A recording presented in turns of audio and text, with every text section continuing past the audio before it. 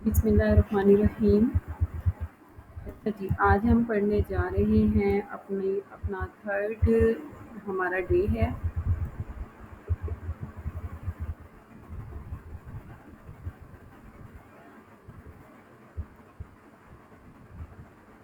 Okay,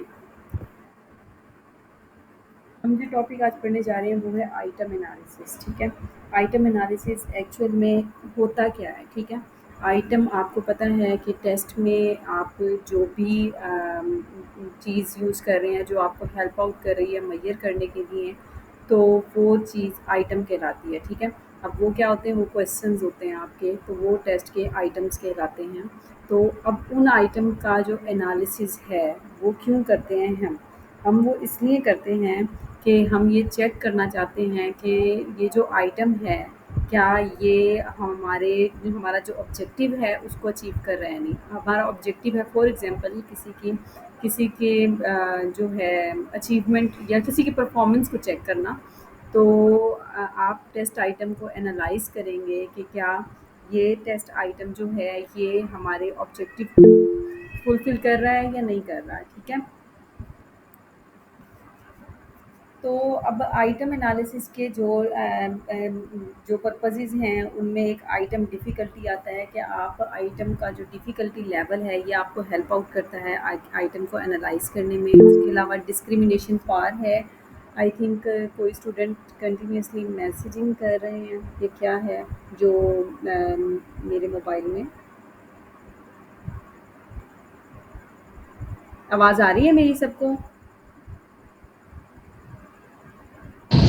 Yes, ma'am. You are yes ma'am audible. आ रही है। Yes, ma'am. ओके, तो अब एक है डिस्क्रिमिनेशन पावर और third one is effectiveness of distractors. ठीक है, ये तीन चीज़ें होती हैं जो आइटम एनालिसिस में यूज होते हैं, इसका कॉन्सेप्ट है। अब रूज अपना माइक ऑफ कर दें। ओके, आइटम डिफ़िकल्टी अब क्या होती है? ये आपका डिफ़िकल्टी लेवल यानी आइटम का डिफ़िकल्टी लेवल क्या है, ये चेक करने के लिए हम आइटम डिफ़िकल्टी को यूज़ करते हैं। ठीक है, अब इसमें होता क्या है ये हम देखते हैं। It deals with how ma'am screen share नहीं हो रही। ओह सॉरी, आप लोगों ने मुझे इतना लेट बताया, मैं भूल गई हूँ स्क्रीन शेयर करना और मैं स्लाइड को स्टार्ट किया हुआ है मैंने। ओके,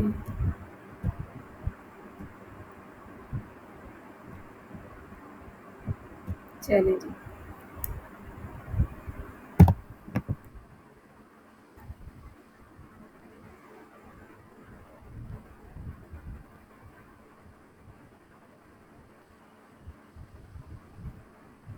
ओके, ये हम स्टडी कर रहे थे आइटम एनालिसिस को। आइटम एनालिसिस क्या था कि इसका पर्पस ये होता है कि हमने आइटम्स को एनालाइज करना है whether they are fulfilling our objectives.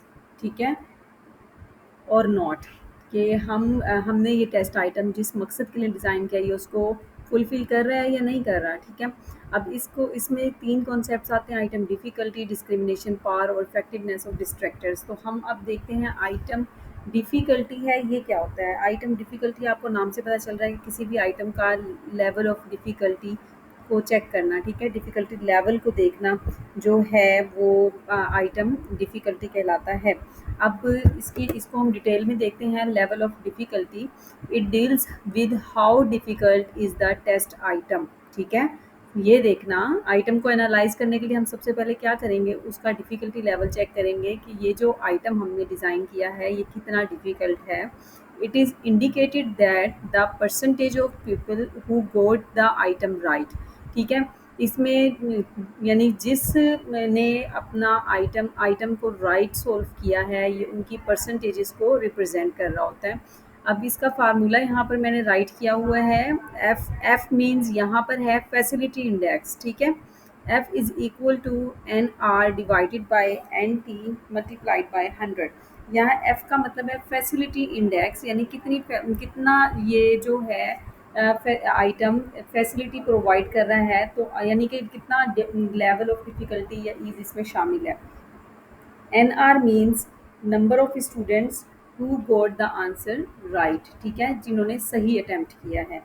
N T means number of total students. ठीक है, ओवरऑल टोटल में से जिन्होंने राइट फुलफिल किया है उनको हमने मालूम करना है एंड मल्टीप्लाइड बाय 100। ये इसका फार्मूला है। इसका कोई ऐसे यूज़ नहीं है कि पेपर में आपसे कोई इसको सोल्व करवाएंगे, कुछ ऐसा कुछ नहीं है। बस आपको पता होना चाहिए कि आइटम डिफ़िकल्टी का जो फार्मूला है, लेवल ऑफ डिफ़िकल्टी मालूम करने का फार्मूला वो क्या है, या फैसिलिटी इंडेक्स का फार्मूला है वो क्या है। ठीक है। It is recommended that test item would be neither too easy nor too difficult. ठीक है, आपको भी पता है कि कोई भी अच्छा टेस्ट होता है उसका जो डिफ़िकल्टी लेवल है वो बहुत हाई ना हो। ठीक है, उसकी करैक्टरिस्टिक होती है, और ना बहुत ज़्यादा आसान हो। तो वो यही बता रहे हैं कि ये भी यही रिकमेंड करता है कि जो टेस्ट आइटम है वो ना ज़्यादा मुश्किल हो और ना ज़्यादा आसान हो। अच्छा जी, अब आइटम डिफ़िकल्टी के रेंज यहाँ पर बताई हुई है कि एक अच्छी रेंज क्या हो सकती है। अब यहाँ पर वो बता रहे हैं आपको कि 30% से 70% के दरमियान होना चाहिए। अब 30% और 70% क्या हैं? ये एक्चुअल में उनके जो मार्क्स उन्होंने अचीव किए हैं, ये वो हैं। ठीक है? 30% से अगर 70% के दरमियान मार्क्स लिए हैं, तो इसका मतलब ये है कि जो आइटम डिफ़िकल्टी लेवल था वो अच्छा था। ठीक है, इस रेंज के दरमियान आए हैं। अच्छा, अब आप ऑटोमेटिक आगे हम रीड करने से पहले आप ऑटोमेटिक सोचें कि अगर किसी पेपर में आप 70 प्लस लेते हैं, तो और सिर्फ आप ही नहीं, आपकी पूरी क्लास 70 प्लस लेती है, तो आपके माइंड में क्या आता है कि वो पेपर कैसा था? वो पेपर ईजी था। ठीक है, ईज़ी था, इसमें सबने बहुत अच्छे मार्क्स लिए हैं। अच्छा, अगर आप की पूरी क्लास 30 से लेस लेती है, तो आपके माइंड में क्या आता है? इसका मतलब ये है कि पेपर बहुत डिफ़िकल्ट था, डिफ़िकल्टी लेवल हाई था, जिसकी वजह से क्लास जो है सब बिलो 30 लेकर गई है मार्क्स। ठीक है? अब इसीलिए जो एक अच्छा टेस्ट होता है वो 30 से 70 के दरमियान होना चाहिए। Difficulty really ought to range between about 30 to 70% for most items. Below the 30% are really the most difficult. ये मैंने जो अभी आपको बात बताई है, ये उसी को ही बता रहे हैं कि अगर 30 से कम मार्क्स आ रहे हैं सबके, तो इसका मतलब है मोस्ट डिफ़िकल्ट टेस्ट है, and they may not be doing a good job of being an effective item for you. वो आपके लिए इफ़ेक्टिव अब नहीं है आइटम। ठीक है, जिसका डिफ़िकल्टी लेवल बहुत ज़्यादा हो और जिसमें ईज़ीएस्ट लेवल है वो भी बहुत ज़्यादा हो, तो वो आइटम जो हैं वो आपके लिए अच्छे नहीं होंगे, इफ़ेक्टिव आइटम्स नहीं होंगे। The higher the value the easier the question. जितनी ज़्यादा वैल्यू, जितने ज़्यादा मार्क्स ज़्यादा होंगे। अच्छा, यहाँ पर 30 टू 70% का मतलब मैंने मार्क्स की एग्जांपल आपको इजीली अंडरस्टैंड करने के लिए दी थी, लेकिन यहाँ 30 टू 70 वाली वैल्यू जो रेंज कर रही है, ये फैसिलिटी इंडेक्स इस फार्मूले के बाद की वैल्यू है। जो आंसर आएगा वो फैसिलिटी इंडेक्स कहलाएगा। अगर आपके फैसिलिटी इंडेक्स की जो वैल्यू आई है वो 30 टू 70 के दरमियान है, तो इसका मतलब है गुड आइटम्स हैं। ठीक है, गुड पेपर है। अगर 30% से लेस फैसिलिटी इंडेक्स है, तो इसका मतलब है मोस्ट डिफ़िकल्ट आइटम्स हैं। अगर 70% से हायर है, तो इसका मतलब है क्वेश्चन ईजी हैं आपके। क्लियर है? Yes, ma'am. ओके, नेक्स्ट है डिस्क्रिमिनेशन पावर। अब हम डिस्क्रिमिनेशन पावर को देखते हैं। डिस्क्रिमिनेट करना, ठीक है, दो चीज़ों में डिफरेंस क्रिएट करना। तो अब दो चीज़ें क्या हैं? हाई अचीवर्स और लो अचीवर्स। ठीक है, किसी भी क्लासरूम में हाई अचीवर्स और लो अचीवर्स के दरमियान डिस्क्रिमिनेशन क्रिएट करना। अब सबसे बेस्ट जो आइटम होता है वो आइटम होता है जो डिस्क्रिमिनेट कर दे एक ज़हीन बच्चे को, एक मतलब एक मेहनती बच्चे को एक ऐसे बच्चे से जो लापरवाह है। ठीक है, अब उनसे जो है डिफरेंशिएट कर दे, डिस्क्रिमिनेट कर दे, वो टेस्ट आइटम यहाँ पर गुड आइटम कहलाएगा। The degree to which test item discriminates between peoples with high and low achievements. ठीक है, इसका फार्मूला आपके सामने दिया हुआ है। D is equal to N H minus N L divided by N. ठीक है, अब यहाँ पर डी का मतलब क्या है? यहाँ पर डी का मतलब है डिस्क्रिमिनेशन पावर। ठीक है, discrimination power is equal to NH means number of high achievers who got the answers right। ठीक है, जिन्होंने सही सोल्व किया, minus number of low achievers who got the items right. ठीक है, अब जो कम नंबर्स वाले हैं जो सम, अच्छा ये जो डिस्क्रिमिनेशन पार निकलेगी एक एक आइटम की होती हैं। इसी तरह फैसिलिटी इंडेक्स भी एक एक आइटम का होता है। क्वेश्चन नंबर 1 का आप अलग फार्मूला यानी एक बार लगाएँगे फार्मूला, उसका निकल आएगा फैसिलिटी। क्वेश्चन नंबर 2 का आइटम को चेक करना चाहेंगे तो उसका हो जाएगा, ठीक है? तो ये सिस्टम है। Acceptable when value range between 1 to 0.30, ठीक है? अब इन 2 पॉइंट्स के दरमियान अगर आपकी वैल्यू रेंज में आ रही है तो इसका मतलब ये है एक्सेप्टेबल है, गुड है आपका आइटम, वो डिस्क्रिमिनेशन पार रखता है, ठीक है? 1 इंडिकेट्स 100% डिस्क्रिमिनेशन। अगर 1 आ जाता है तो इसका मतलब है इस टेस्ट आइटम ने 100% डिस्क्रिमिनेट कर दिया हाई एंड लो अचीवर्स को, ठीक है? Value less than 0.30 indicates incapability of the item to discriminate. 0.30 से लेस हो गई है तो इसका मतलब ये है कि आपका जो आइटम है वो डिस्क्रिमिनेट नहीं कर पा रहा, आप यानी सब बराबर जा रहे हैं, आपको कुछ पता नहीं चल रहा, आइडिया नहीं हो रहा, ठीक है? इफ़ेक्टिवनेस ऑफ डिस्ट्रैक्टर्स क्या हैं? डिस्ट्रैक्टर्स होते हैं आपके आइटम में वो ऑप्शंस जो आपके माइंड को डिस्ट्रैक्ट कर दें। यहाँ पर मैंने डिस्ट्रैक्ट का एक वर्ड यूज़ किया है, आपको समझ में आ जाए कि आपको ट्रैक से हटा दें, यानी कि आप ये समझ लें कि आपको क्वेश्चंस याद हैं, आपको जो भी पेपर में फुली प्रिपेयर्ड हैं आप, लेकिन उसके बावजूद कुछ ऑप्शंस ऐसे डाल दिए हैं कि अब आप कंफ्यूज हो गए हैं। कंफ्यूज कैसे हो गए हैं आपके, अब आप वहाँ पर परेशान होकर हैं कि आपको पता है राइट आंसर ये है, लेकिन आप किसी और ऑप्शन को भी पढ़ रहे हैं तो अब आप वहाँ पर कंफ्यूज हो रहे हैं कि आपको अब वहाँ पर माइंड में क्लिक हो रहा है कि शायद ये भी हो सकता है।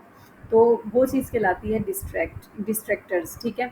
वो आपको डिस्ट्रैक्ट कर रहे हैं, ठीक है? अब जो डिस्ट्रैक्टर्स हैं इफ़ेक्टिव कब होते हैं? वो इफ़ेक्टिव जब होते हैं जब वो हाई अचीवर्स को डिस्ट्रैक्ट कर दें। हाई अचीवर्स एक हार्ड वर्किंग स्टूडेंट है, ठीक है? जीनियस स्टूडेंट है, और वो भी अगर कंफ्यूज हो जाए तो इसका मतलब ये है डिस्ट्रैक्टर ने अपना काम कर दिया, ठीक है? वो इफ़ेक्टिवली वर्क कर गया है। तो इफ़ेक्टिवनेस ऑफ डिस्ट्रैक्टर्स का जो है कॉन्सेप्ट है वो एक्चुअल में यही है। A good distractor attracts lower group than upper group. Lower group को तो अट्रैक्ट करता ही है, ठीक है? यहाँ पर अट्रैक्शन की बात हो रही है। तो जो एक अच्छा डिस्ट्रैक्टर वो होता है जो लोअर ग्रुप को वो कर दे, लोअर ग्रुप को अट्रैक्ट करे। ये माइक किसने ऑन किया हुआ है?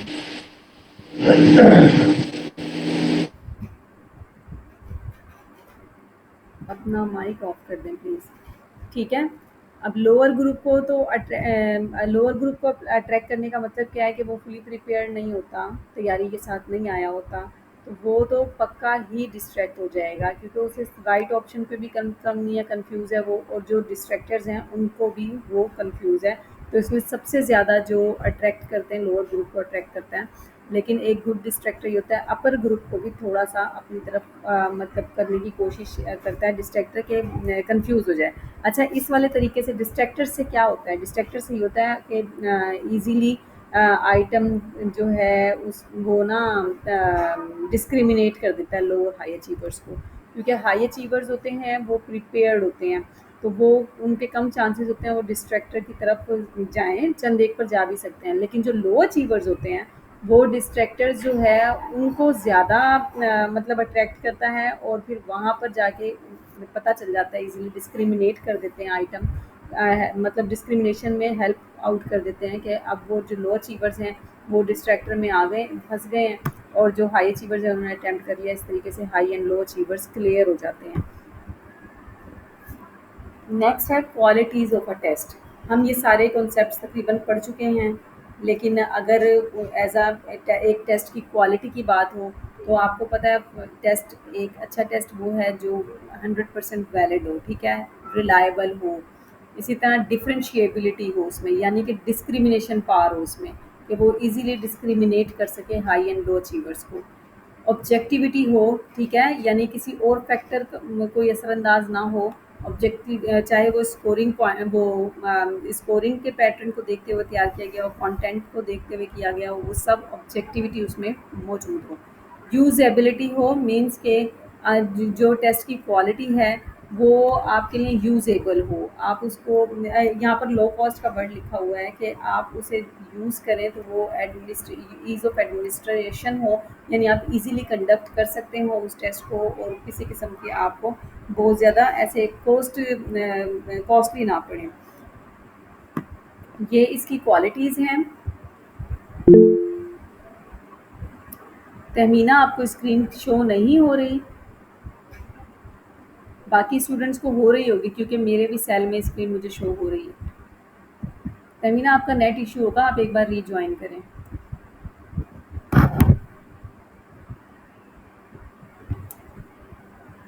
Okay, okay. हाँ जी, अब ये छोड़ तो कुछ मैंने की पॉइंट्स थे जो मैंने यहाँ पर एमसीक्यूज़ पॉइंट ऑफ व्यू से यहाँ पर लिख लिए थे। ये 2 स्लाइड्स मैंने बना ली थी। एक था टेस्टिंग की अगर बात होती है तो सम टाइम इंटेलिजेंस टेस्ट आ जाता है, जो कि किसी भी स्टूडेंट की जो है परसेप्शन को मेज़र करने के लिए बनाया जाता है, ठीक है? तो अब उसके फाउंडर कौन हैं? अल्फ्रेड बिनेट हैं, ठीक है? टर्मन कौन है? आईक्यू फार्मूला इन्होंने प्रेज़ेंट किया था, ठीक है? इंटेलिजेंस क्वोशिएंट का फार्मूला था जिसमें mental as divided by chronological age multiplied by 100 था। स्टेम क्या होता है? किसी भी आइटम की जो क्वेश्चन होता है या स्टेटमेंट होती है, जो प्रॉब्लम होता है एमसीक्यूज़ में, वो स्टेम कहलाता है। एप्टीट्यूड टेस्ट क्या होता है? Test used for future prediction, ठीक है? आपके फ्यूचर प्रिडिक्शन के लिए जो टेस्ट यानी यूज़ किया जाता है वो एप्टीट्यूड टेस्ट का कहलाता है। स्पीड टेस्ट होता है कि ऐसा टेस्ट होता है कि उसमें बहुत ज़्यादा डिफ़िकल्ट नहीं होता, लेकिन उसमें एक टाइम लिमिट होती है, आपने स्पीडली उसको परफॉर्म करना होता है। फॉर एग्जांपल, आप ऑनलाइन टेस्ट करते हैं जिसके साथ टाइमिंग होती है, तो आपकी नज़र टाइम पर होती है और आप हर आइटम को जल्दी जल्दी रीड करते हैं और इजीली कर रहे होते हैं, तो इस टाइप का टेस्ट जो है स्पीड टेस्ट कहलाता है। पावर टेस्ट क्या है? टेस्ट विद एनफ डिफ़िकल्टी, ठीक है? स्टूडेंट का जो डिफ़िकल्टी लेवल है वो बहुत ज़्यादा ना हो, टाइम भी उनके पास इतना हो कि वो इजीली उसे सॉल्व कर सकें, ठीक है? वो पावर टेस्ट कहलाते हैं। अचीवमेंट टेस्ट आपको सिंपली है कि लर्नर की जो लर्निंग आउटकम है उसको मेजर करने के लिए यूज़ हो रहा होता है कि वो अपना एम अचीव कर चुके हैं या नहीं कर चुके हैं, या परफॉर्मेंस जो उनकी है उसको मेजर करने के लिए अचीवमेंट टेस्ट इस्तेमाल होता है। प्रोजेक्टिव टेक्निक्स, ये आपकी पर्सनैलिटी को मेजर करने के लिए यूज़ होती हैं। इंटेलिजेंस टेस्ट मैंने बता दी, तो कॉग्निशन लेवल जो है स्टूडेंट का वो चेक करता है। हाँ जी, अब जो यहाँ तक हमने पढ़ा है उससे रिलेटेड कोई क्वेश्चन हो तो पूछें मुझसे। जी ज़ैफुल्ला, पूछें। ओके फरहान, कौन पूछेगा? पूछ लें आप में से। अस्सलाम मैम वालेकुम मैम। ओके यस वालेकुम अस्सलाम। जी ज़ैफुल्ला। मैम एप्टीट्यूड ये मैम है ना टेस्ट ही। मुझे क्लियर नहीं हुई आपकी आवाज़। मैम असल जहाँ नेट का इश्यू है ना, आवाज सही नहीं आ रहा। अभी आ रहा है मेरा आवाज? जी, जी, अब आ रही है, आप बोलें। मैम हम मतलब जो जॉब के लिए कोई वो लेते हैं ना मैम, टेस्ट वगैरह, जी, जी। तो वो मतलब एप्टीट्यूड में आएगा कि नहीं, दूसरा वो अचीवमेंट में आएगा मैम? एप्टीट्यूड टेस्ट हमारा आता है नहीं, हमारा एप्टीट्यूड अचीवमेंट में नहीं आएगा। वो एक किस्म का, आप जो मुझे कह रहे हैं ना कि हम जॉब के लिए लेते हैं, वो अचीवमेंट में नहीं आएगा। अचीवमेंट टेस्ट होते हैं हमारे, जिस तरह हम स्टडी के बाद हमारा फाइनल रिजल्ट आता है, उस टाइप के टेस्ट हो जाते हैं, ठीक है? और एप्टीट्यूड टेस्ट होता है हमारी फ्यूचर प्रिडिक्शन के लिए, तो इसमें हम कह सकते हैं कि जॉब वाली जो टेस्टिंग होती है ना, या इंटरव्यूज़ हो गए या इस टाइप की कोई चीज़ हो गई, उसमें हमारा एप्टीट्यूड टेस्ट इंक्लूड हो सकता है, ठीक है? ठीक है मैम, ये मुझे क्लियर नहीं था। ओके। Thank you. जी Farhanda. yes ma'am there is a little bit confusion that which one is good distractor. A good distractor distracts low achievers more or highest achievers more? Low achievers more. Ma'am, it's a general concept that if there is a distractor, then generally low achievers will distract. So I think that a good distractor would be that one which detract the highest achievers. नहीं Isn't it देखें, so? हाँ, बिल्कुल देखें, ऐसा भी नहीं था, मैंने ऐसा भी नहीं कहा कि वो जो है हाई अचीवर्स उनको डिस्ट्रैक्ट करेगा ही नहीं, ठीक है?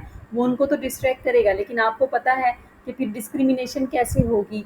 वो डिस्क्रिमिनेशन इसी बेस पे होगी ना कि जो होता है हाई अचीवर होता है वो फुली प्रिपेयर्ड होता है, ठीक है? बहुत कम वो किसी भी डिस्ट्रैक्टर के उसमें आता है, लेकिन जो लो अचीवर्स होते हैं वो 100% श्योरिटी है कि जो डिस्ट्रैक्टर है उसको डिस्ट्रैक्ट करता ही करता है, ठीक है? कहने का उनका मकसद ये है कि गुड डिस्ट्रैक्टर वो है कि जो लो अचीवर्स को तो बिल्कुल ही ये समझ लेना कि वो तो बिल्कुल ही कंफ्यूज होके वो डिस्ट्रैक्ट हो गया है, उसने उन ऑप्शंस को, मतलब कई बार ऐसा सम टाइम होता है पेपर टाइम में, आप लोगों ने भी देखा होगा कि जो हमने एरिया है सही से कवर नहीं किया होता, उसमें से एमसीक्यूज आ जाता है, तो हम उस टाइम पे कंफ्यूज हो जाते हैं, परेशान हो जाते हैं, और सम टाइम जो राइट हमें पता भी होता है हम डिस्ट्रैक्टर के उसमें आ जाते हैं और हम रॉन्ग अटेम्प्ट कराते हैं। ऐसा आप लोगों ने भी फेस किया होगा, चाहे आप लोग हाई अचीवर्स भी हों, ठीक है? एक आध आइटम्स पर आपके साथ भी ऐसा हुआ होगा, तो वहाँ पर रिस्ट्रिक्शन नहीं है कि हाई के जो हाई अचीवर्स हैं उन्हें मतलब ज़्यादा, लेकिन देखें अगर उन्हें बहुत ज़्यादा डिस्ट्रैक्ट करेगा डिस्ट्रैक्टर, तो वो डिफ़िकल्टी लेवल इंक्रीज़ नहीं हो रहा, जबकि डिफ़िकल्टी लेवल बहुत ज़्यादा होना भी एक अच्छा आइटम नहीं है। जो हाई अचीवर्स हैं उनको तभी वो अट्रैक्ट कर सकता है ना जब हम इंतहाई डिफ़िकल्ट बना दें आइटम को, क्योंकि जो हाई अचीवर है वो तो फुली प्रिपेयर होकर आया है, लेकिन उसके भी लेवल से ज़्यादा हमने डिफ़िकल्ट कर दिया है, तो तब आके वो डिस्ट्रैक्ट होगा। तो हमारा मकसद ये नहीं है कि हम आइटम ऐसा डिज़ाइन करें कि जी हम हाई अचीवर को भी लो में ले आएँ। यहाँ पर टेस्ट आइटम को एनालाइज़ करने का मकसद ये है कि लो और हाई अचीवर्स की पहचान हो जाए कि ये लो हैं, ये हाई अचीवर्स हैं। तो लो को जो पढ़कर नहीं आए, उन्हें फुली डिस्ट्रैक्ट करने के लिए हम ऐसा डिज़ाइन करते हैं, ताकि नेक्स्ट टाइम वो हार्ड वर्क करें, ठीक है? या वो अगर काबिल नहीं है तो वो अलग हो जाएँ इस कोर्स से, ठीक है? समझ आ रही है बात मेरी?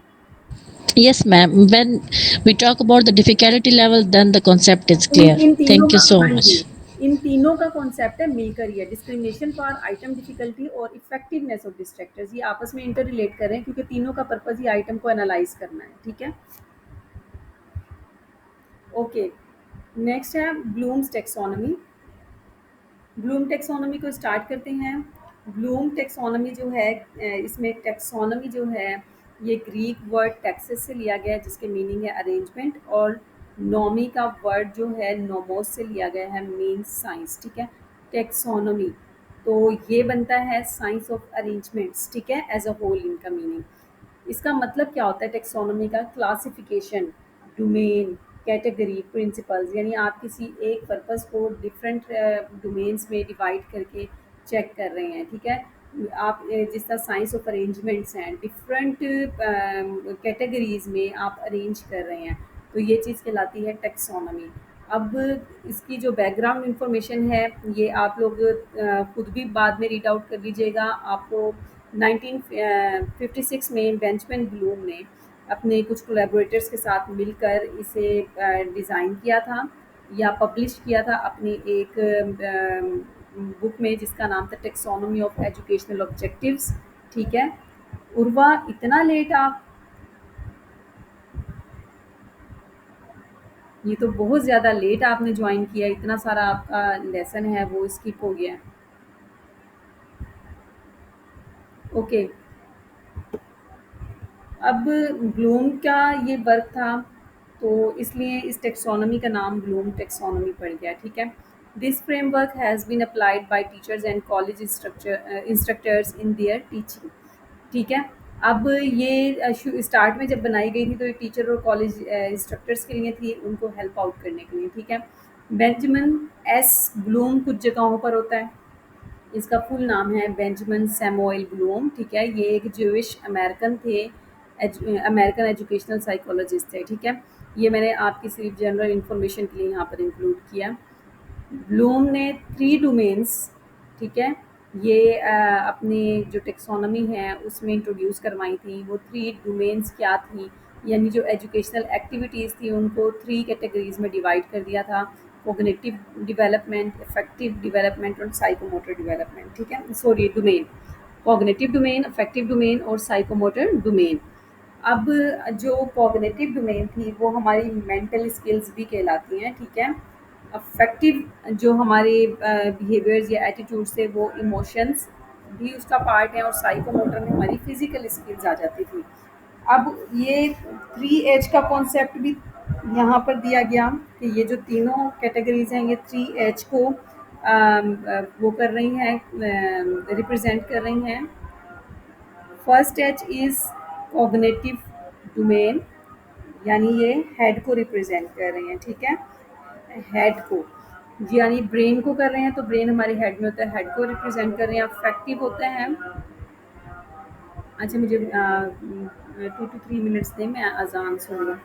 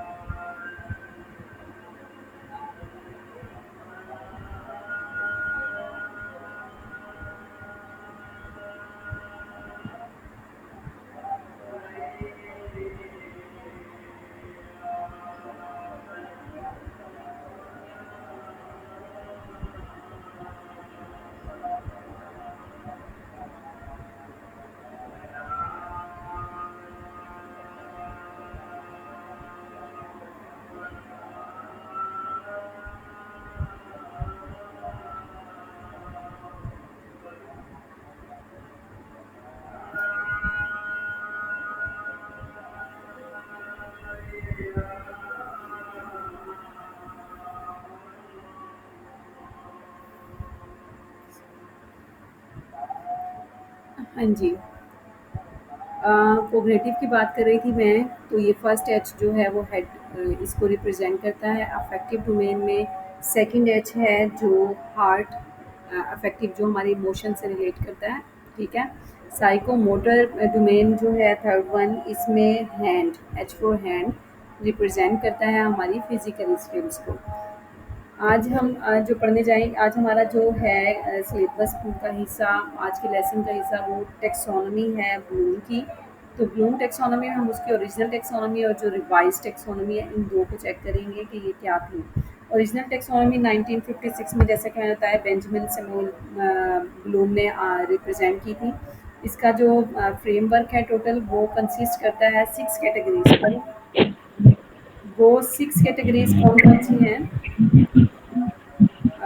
Malik, I think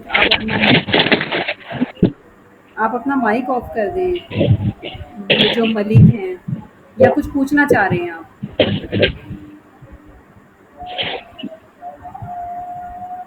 okay. 6 categories हैं, knowledge, comprehension, application, analysis, synthesis, evaluation, ठीक है? इसकी जो शॉर्ट कट की है, वो आप कैज़ के नाम से भी याद रख सकते हैं इनकी सीक्वेंस को याद रखने के लिए, KCAASE, ठीक है? अच्छा, इनका एक और शॉर्ट काफ़ी फेमस इनके जो तीनों हैं, ये कॉग्निटिव, अफेक्टिव और साइकोमोटर, इनके जो स्टेजेस की तादाद है, इनको याद रखने का एक फिगर डिज़ाइन किया हुआ है, 657, ठीक है, 657। इससे क्या होता है कि 6 जो स्टेजेस हैं वो कॉग्निटिव के रिप्रेजेंट हो रहे हैं, 5 जो स्टेजेस हैं वो अफेक्टिव डोमेन के, और 7 स्टेजेस जो हैं साइकोमोटर डोमेन के, ठीक है, 657। और इसी तरह अगर ये जो है ब्लूम की टेक्सोनोमी, ये जो कॉग्निटिव डोमेन है, इसके 6 स्टेप्स की जो सीक्वेंस को याद रखना है, तो आप कैस के नाम से माइंड में रख सकते हैं, KCAASE, ठीक है? इससे क्या होगा कि आपको इनकी सीक्वेंस कभी भी मतलब आप भूलेंगे नहीं। के फॉर नॉलेज। अब नॉलेज क्या होता है? नॉलेज जो है, it involves the recall of specifics and universals, methods and process, ठीक है? अब मैंने यहाँ पर ये डिटेल में, आप लोग इसे डिटेल से देख लीजिएगा, मैंने एग्जांपल दी हुई है कि रिकॉल करना, टू नो, रिलेट, लिस्ट, इस टाइप के जो क्वेश्चंस होंगे वो नॉलेज में आते हैं। तो अब नॉलेज जो है द एबिलिटी टू रिकॉल होती है, ठीक है? आप किसी भी चीज़ को जो आप प्रीवियसली लर्न कर चुके हैं, आप उसको रिकॉल कर रहे हैं, ठीक है? आपने किसी प्रीवियस नॉलेज को रिकॉल कर रहे हैं, रिमेंबर कर रहे हैं, तो वो चीज़ नॉलेज में आती है, ठीक है? तो अब जिस तरह what do you know about this, ठीक है? अब इस ये हेल्पिंग वर्ड्स हैं जो यूज़ होते हैं नॉलेज के लिए, लेकिन इतनी डिटेल में चलें आप मत जाइएगा, ठीक है? आपके सामने बेसिक आपका कॉन्सेप्ट होना चाहिए कि recall of previously learn material is called knowledge, ठीक है? उसके बाद कंप्रीहेंशन में क्या होता है? कंप्रीहेंड करना, किसी भी चीज़ को अंडरस्टैंड करना। ये तो बिल्कुल आपको नाम से ही पता चल रहा है इस स्टेज का कि it refers the understanding, the ability to grasp, यानी किसी भी चीज़ को आप कैसे अपने माइंड में एब्जॉर्ब करते हैं या कैसे अंडरस्टैंड किया है, और कंस्ट्रक्ट मीनिंग फ्रॉम मटेरियल, ठीक है? द एबिलिटी टू ग्रास्प और कंस्ट्रक्ट मीनिंग फ्रॉम मटेरियल, ठीक है? ये कंप्रीहेंशन में होता है। नेक्स्ट है एप्लीकेशन। एप्लीकेशन भी नाम से पता चल रहा है, अप्लाई, ठीक है? यूज़, अप्लाई, ठीक है? द एबिलिटी टू यूज़ और अप्लाई लर्न मटेरियल और to implement material in new और concrete situation is called application, ठीक है? अब यहाँ पर आप न्यू सिचुएशंस में अपने नॉलेज को अप्लाई करने के काबिल हैं इस लेवल पे, कॉग्निटिव डेवलपमेंट के 3rd लेवल पर। अब हम आते हैं 4th वन पर, जो कि है एनालिसिस। एनालिसिस में आप क्या करते हैं? ब्रेक डाउन, जो आपके पास नॉलेज आ गया है, अब आप उसको कुछ पार्ट्स में डिवाइड कर रहे हैं, उसको तोड़ रहे हैं, तोड़कर अच्छे तरीके से अंडरस्टैंड करना चाह रहे हैं, इसीलिए आप उसको ब्रेक डाउन कर रहे हैं अपने नॉलेज को, ठीक है? तो यहाँ पर ये जो काम आप कर रहे हैं ब्रेक डाउन वाला, ये एनालिसिस में हो रहा होता है, ठीक है? इसमें आपके पास ये एबिलिटी होती है कि आप अपने नॉलेज को डिफरेंट पार्ट्स में डिवाइड करके छोटे-छोटे पार्ट्स को अंडरस्टैंड करने की कोशिश करते हैं। सिंथेसिस में क्या होता है? सिंथेसिस में आपने जो आप अपना इन्फॉर्मेशन है उसे डिफरेंट पार्ट्स में डिवाइड कर दिया था, अब आप उन तमाम इन्फॉर्मेशन को इकट्ठा एक जगह पर रखते हैं, ठीक है? और पूरा एक कंप्लीट होल पर डिज़ाइन कर लेते हैं, यानी अब आप इतने काबिल हो गए हैं कि जो चीज़ आपने तोड़ी थी अब आप उसको जोड़ सकते हैं इस लेवल पर। इवैल्यूएशन में अब यहाँ पर ये आप बिल्कुल एक किस्म का समझ लें कि सुपरमैन बन गए हैं, ठीक है? यहाँ पर आप अब इस काबिल हो गए हैं कि आप ये समझ लें एक्सपर्टीज़ लेवल आ गया है यहाँ पर आपका, कि आप किसी भी अब चीज़ को देखकर उसके बारे में जजमेंट कर सकते हैं, आप उसके मतलब कमी कोताही या उसकी कमी को रिकॉग्नाइज़ कर सकते हैं इजीली, और उससे ज़्यादा बेटर कोई चीज़ बना सकते हैं, ठीक है? तो यहाँ पर आप फुली स्किल्ड हो गए हैं। अब यहाँ इन तमाम जो चीज़ें हैं, नॉलेज, कंप्रीहेंशन, एप्लीकेशन, अगर मैं इनकी एग्जांपल दूँ कि एक बच्चा है ठीक है, वो उसे गाड़ियों में बहुत इंटरेस्ट है, टॉय कार में, तो वो उस टॉय कार को ना मतलब इतना इंटरेस्टेड है उसके बारे में कि वो इसके बारे में जानना चाहता है कि ये कैसे बनती है, ठीक है। अब आप सबसे पहले बच्चे को अगर हेल्प आउट करना चाह रहे हैं उसकी क्यूरियोसिटी ख़त्म करने के लिए, तो आप उसे क्या करेंगे, आप सबसे पहले उससे उसका चेक करेंगे कि उसके पास नॉलेज वो एक्चुअल वो खुद क्या सोचता है, ठीक है। तो उसको उससे क्वेश्चनिंग करने की कोशिश करेंगे उसके नॉलेज को चेक करने के लिए। तो आप उससे पूछेंगे कार क्यों ये कार क्या करती है? तो वो बच्चा बताएगा ये चलती है, कैसे चलती है? वो इस तरीके से चलती है, अपने टायर से चलती है। वो जो उसका अब हिसाब का नॉलेज है वो आपको यहाँ पर देगा फर्स्ट स्टेज पर। सेकंड स्टेज पे ठीक है, अब यहाँ पर आप अच्छा फर्स्ट स्टेज पे जब वो रिकॉल हो जाएगा उसका प्रीवियसली जो भी उसके पास नॉलेज है वो सारा रिकॉल कर लेगा। उसके बाद आपने फॉर एग्जांपल उसको थोड़ा सा कॉन्सेप्ट दे दिया कि ये ऐसे होता है, ठीक है। तो सेकंड स्टेज पे वो उस कॉन्सेप्ट को अंडरस्टैंड करेगा, उसमें ये एबिलिटी आ गई कि उसे समझ में आ रहा है कि हाँ नहीं ये ऐसे, ये सिर्फ टायर से नहीं चलती, इसके अंदर ये चीज़ें होती हैं जिसकी हेल्प से ये टायर मूव करना शुरू करते हैं और ये चलती है। वो इस कॉन्सेप्ट को ग्रास्प करने की कोशिश करेगा और फिर उसके न्यू मीनिंग कंस्ट्रक्ट करेगा, उसे कुछ मतलब न्यू आइडियाज़ आने लगेंगे, न्यू बातें सोचने लगेगा। अब एप्लीकेशन वाले स्टेज पे वो आ जाएगा, अब वो कॉन्सेप्ट जो वो सीख चुका है उसे अब न्यू सिचुएशन पे अप्लाई करेगा। फॉर एग्जांपल वो अब और गाड़ियाँ उठाएगा, वो अपने टॉय ट्रक हो गए, टॉय ट्रेन हो गई, उन सबको भी कोशिश करेगा अपने उस नॉलेज को इनको इन पर देखने की कि क्या ये जो कॉन्सेप्ट है ये यहाँ भी वर्क कर रहा है, यहाँ कैसे होता है, यहाँ किस तरह, इस तरह उसकी जो थिंकिंग एबिलिटी है वो इंक्रीज़ हो रही है इस लेवल पर, ठीक है। वो न्यू सिचुएशन में जाके अप्लाई कर रहा है अपने नॉलेज को। अब एनालिसिस में आ गया, एनालिसिस में वो क्या करेगा कि अपनी जो टॉय कार थी उसके पीसीस करेगा, ठीक है। ये मैं आसान अल्फाज में आपको समझा रही हूँ, वो उसको ब्रेक डाउन करेगा, उसकी हर चीज़ को अलग करेगा, उसके तमाम पार्ट्स को, और उसके बाद उसकी मतलब यहाँ पर मैंने एग्जांपल बताया हुआ है, एनालाइज करेगा, इंक्वायर करेगा, इन्वेस्टिगेट करेगा, डिटेक्ट करेगा, ठीक है। तो इस यानी वो अब उसके अंदर जो इंक्वायरी की हिस्सा है वो उसको वो करने के लिए उसको पीसीज में डिवाइड कर देगा, हर पीस को चेक करेगा कि ये कैसे था, ये किस जगह लगा हुआ था, क्या था, ठीक है। सिंथेसिस में क्या होगा कि जब वो अच्छे तरीके से एनालिसिस में उसने ब्रेक डाउन करने के बाद अंडरस्टैंड कर लिया, तो सिंथेसिस में अब उनको अपने हाथ से वो खुद वापस अपनी पोजीशंस में लाएगा, ठीक है, असेंबल करेगा तमाम पीसेस को। और इवैल्यूएशन में वो यहाँ पर इतना एक्सपर्ट हो जाएगा कि उसे अब पूरी टेक्नीक आ जाएगी कि ये एक्चुअल में बनी ऐसे थी ये टॉय कार और ये ऐसे वर्क करती है, ठीक है। तो यहाँ पर ये हो जाएगा कि अब वो टॉय कार्स के बारे में उसकी जो जजमेंट है वो भी अच्छी हो जाएगी। वो कैसे कि अब वो कोई भी खरीदेगा उसे आइडिया होगा कि ये अच्छी चलेगी टॉय कार, या अच्छा टॉय है ये, और जो दूसरी है वो सही नहीं है, उसमें ये प्रॉब्लम होगी। वो इस टाइप की टेक्निकलिटी को ना अंडरस्टैंड करना शुरू कर देगा। तो यहाँ क्लियर है आपको ये? Yes, ma'am, clear. ओके। अब हम पढ़ते हैं रिवाइज़ टेक्सोनोमी को। रिवाइज़ टेक्सोनोमी में क्या होता है? रिवाइज़ टेक्सोनोमी जो थी ये वही ब्लूम की ही टेक्सोनोमी थी, उसे 2001 में रिवाइज़ किया गया था, ठीक है।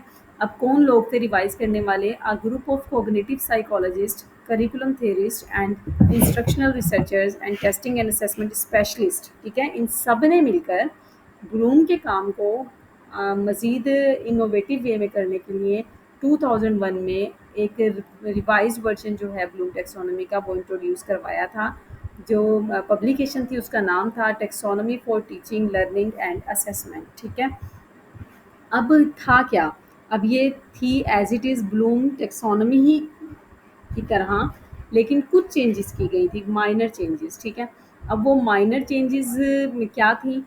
इसके स्टेजेस वही 6 थे, लेकिन फ़र्क ये था कि जो ब्लूम टेक जो स्टेजेस उसके थे, फर्स्ट वन था यानी कि वो हायरार्की में उन्होंने नीचे से शुरू स्टार्ट किया था। अब और सेकंड फ़र्क, अब इनके फ़र्क नोट करना रिवाइज़्ड के और ब्लूम टेक्सोनोमी के, इनके आपस में डिफरेंसेस क्या थे? इनके डिफरेंसेस ये थे कि एक तो जो ब्लूम की टेक्सोनोमी थी उसके जो स्टेजेस के नाम थे वो नाउन को रिप्रेजेंट कर रहे थे। नॉलेज, ठीक है, कंप्रीहेंशन, एप्लीकेशन, एनालिसिस, सिंथेसिस और इवैल्यूएशन, ठीक है। लेकिन जो रिवाइज्ड डोमेन थी इसके जो वो थे स्टेजेस थे, वो वर्ब की फॉर्म में थे, वर्ब को रिप्रेजेंट कर रहे हैं। कैसे? अब वहाँ नॉलेज था नाउन, यहाँ पर रिमेंबर आ गया, ठीक है, याद रखना, ठीक है। तो ये क्या हो गया, यहाँ पर वर्ब हो गया। वहाँ पर कंप्रीहेंशन था, यहाँ अंडरस्टैंड। वहाँ पर एप्लीकेशन था, यहाँ अप्लाई। वहाँ पर एनालिसिस था, या एनालाइज। वहाँ पर अब यहाँ पर अब एक तीसरा फ़र्क जो था वो ये आया कि इवैल्यूएशन वहाँ सबसे एंड पॉइंट था, लेकिन यहाँ पर इवैल्यूएशन सेकंड लास्ट पॉइंट है, और क्रिएशन जो है वो एंड पॉइंट है। अब क्रिएशन जो है यहाँ पर सिंथेसिस को रिप्रेजेंट कर रही है, ठीक है। क्रिएट यहाँ पर सिंथेसिस को रिप्रेजेंट कर रही है, यानी कोई चीज़ जोड़ना और उसे न्यू उसमें मतलब असेंबल कर देना और एज अ होल बना देना। तो क्रिएट का मतलब यहाँ पर सिंथेसिस है, और इवैल्यूएट का मतलब इवैल्यूएशन है। लेकिन इन दो को ऊपर नीचे इन्होंने कर दिया है, ठीक है, इनकी पोजीशन चेंज कर दी है। बस ये इसके मेजर डिफरेंस थे। एक तो ये कि वो 1956 में रिप्रेजेंट की गई थी, और ये रिवाइज जो वर्जन था ये 2001 में। उसके अलावा स्टेजेस दोनों के 6 है, लेकिन सेकंड डिफरेंस ये था कि वो उसके जो स्टेजेस नेम थे वो एज अ नाउन थे, और इनके इनके जो स्टेजेस नेम थे ये वर्ब की फॉर्म में थे। और उसके अलावा जो second last and last one जो स्टेजेस थे वो शफल कर दिए थे। जो ब्लूम टेक्सोनॉमी में थे वो रिवाइज टेक्सोनॉमी में पोजीशन एक्सचेंज कर दी गई थी आपस में, ठीक है। बाकी सब कुछ इसका कॉन्सेप्ट वही है, और इन रिवाइज टेक्सोनॉमी का कोई ऐसा डीप वो नहीं आता पेपर में, लेकिन जो चीज़ें आती हैं वो मैंने आपसे यहाँ डिस्कस कर ली हैं, ठीक है। अब ये मैंने उसी मैम दिन जी जी उर्वा पीछे वाली स्लाइड काइंडली पीछे वाली स्लाइड दोबारा शो कर दें थोड़ी देर के लिए प्लीज। बुक का नाम लिखना था मैंने। ये वाली स्लाइड जी जी बिल्कुल। आपको ये मिल जाएंगी, ये ग्रुप में तो मैंने शेयर भी की हुई हैं, आपके पास नहीं है उर्वा? ठीक है, thank you. Excuse me, ma'am. Yes Farkhanda. Ma'am, what is the purpose of this updation? What difference comes in the taxonomy after changing it from verb to noun? Okay okay, nothing, मैं बताती हूँ कि हमेशा से ऐसा है कि कोई प्रीवियसली वर्क होता है, पब्लिकेशंस होती हैं, उनको मज़ीद हम आपको पता है कि रिसर्च एक पार्ट है, ठीक है, हर सिस्टम का। तो उनको मज़ीद न्यू सिचुएशंस में लाकर चेक किया जाता है। अब 1956 में एक जो है पब्लिकेशन हुई थी, और उसमें इंट्रोड्यूस करवाया गया था कॉग्निटिव डोमेन को। और उस टाइम पर जो उसका पर्पस था वो उन्होंने बताया कि कॉलेज टीचर्स और उनको हेल्प आउट करने के लिए बनाया गया था, उन पर अप्लाई करने के लिए। तो उस टाइम पे वो अप्लाई हुई होगी, लेकिन अब न्यू सिचुएशन में आपको पता है 1956 के बाद तो वो भी नहीं रहे होंगे जिन्होंने ये बनाई है। तो अब नए आने वाले लोगों ने उस पर मज़ीद काम किया, ठीक है, कॉग्निटिव डोमेन पर। और कॉन्सेप्ट्स वही रहे, लेकिन आपको पता है जब कोई वो काम खुद अब आके वो करना शुरू करेगा तो वो उस काम को अपना नाम देगा। अपना नाम देने के लिए वो कुछ चीज़ों को अपने उससे उनमें चेंज लाएगा। तो ये जो माइनर चेंजेस थी, ये वजह भी यही थी कि उसके काम को आगे बढ़ाना भी, और सेकंड ये कि ज़ाहिर सी बात है जो लोग काम कर रहे हैं उन्होंने उस पे कुछ अपना भी वर्क करना है। आइडिया तो उधर से ही दिया है, ब्लूम टेक्सोनॉमी का लिया है, इसलिए इसे रिवाइज टेक्सोनॉमी कहते हैं। लेकिन उन्होंने ये जो माइनर चेंजिंग्स की हैं ये उसके कॉपीराइट्स को मतलब ख़त्म करने के लिए, ईजी वर्ड में मैं ये कह रही हूँ, कॉपीराइट क्लेम से बचने के लिए, ठीक है। But the main theme is same. Theme same है, बिल्कुल थीम दोनों का सेम है, दोनों कॉग्निशन को ही चेक करने के लिए यूज हो रही है। Okay, thank you. हाँ जी, हमारा मेरा ख्याल है आज का यहीं तक था ना। जी मैम। तो हम यहीं क्लोज़ करते हैं। मुझे थोड़ा-सा अब आप लोग ये बताएँ कि टेस्ट आज माशाल्लाह हैं काफ़ी स्टूडेंट्स क्लास में।